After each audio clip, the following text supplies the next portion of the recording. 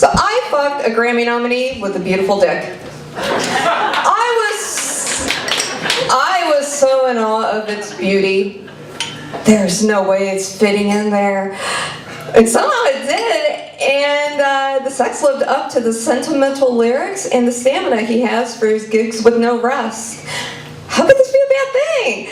But wait, no, it couldn't be. Did the condom break? No, he said, ripping off the condom and flinging it onto the ground. Well, that killed the mood. A week later, I was sore and itchy. Well, since we didn't use lube, that's normal, right?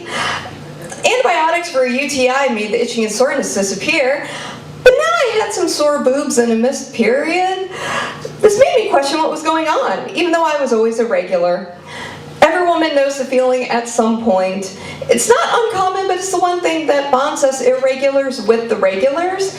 Some people imagine having your period like being part of a sisterhood, each of us dancing around the maypole of womanhood together while we all hold those ribbons. Those ribbons can also get cut, which leaves us facing one hell of a nightmare. Oh, period, where are you? A month had passed and nothing.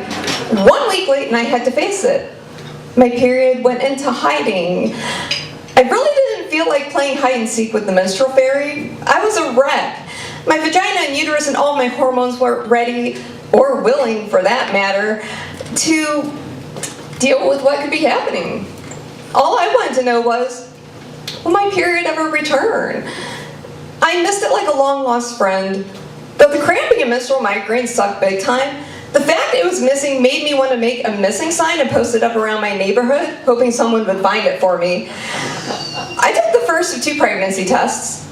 Negative. Which was cool, but it was still early. Things may change. The stress could also be holding off my period. But seriously, how can you not be stressed when your hatred of blood self isn't bleeding out of your vagina? I actually missed the blood I dreaded. My boobs were the worst during this time.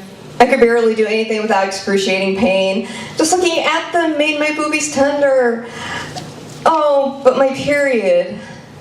Where could you be? It's not like you were hiding out in another part of my body or took a vacation to Hawaii. Because if that were the case, why didn't you take me with you? I called my doctor, who told me to wait until I had missed my second period, then come in for blood tests.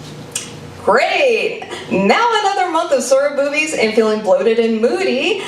That's not how I wanted my life to be. My period, goddammit, where the hell are you? My mind is playing tricks on me. Adoption, abortion, raising a kid. None of these were options for me. It wasn't going to happen, I told myself. But it could, I had to remind myself.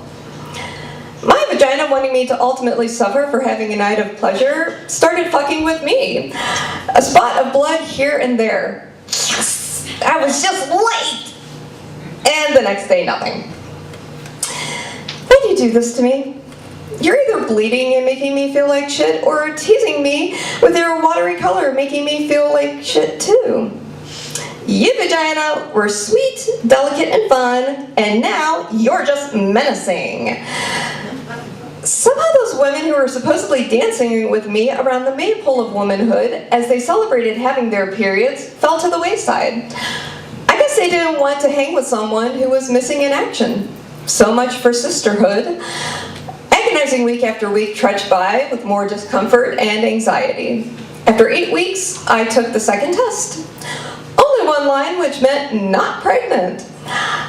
But why was I feeling like shit, and why no periods? Body, why do you like torturing me? One day I saw it. It was brownish red, which turned my panty liner into a colorful palette. After 2 full days of spotting, which increasingly grew, I danced that dance of joy in the public bathroom stall. My period decided it couldn't live without me and dropped by to say, "Hi, Reka, I just wanted to scare some sense into you." My periods normalized thanks to medication for my, periods were slower to come by in the following months, as I soon learned I was also suffering from hypothyroidism, which either causes an irregularity or a disappearance in periods. onset just happened to coincide with my sexy time with Mr. Grammy nominee. My periods normalized thanks to the medication for the thyroid. I am still grateful for every cramp and bloody square of toilet paper. My old friends around the fabled maypole of womanhood came skipping back into my life, one by one, and while I was being handed a new ribbon, and I skip along with them, celebrating each drop of blood and making me realize that each month is not a given.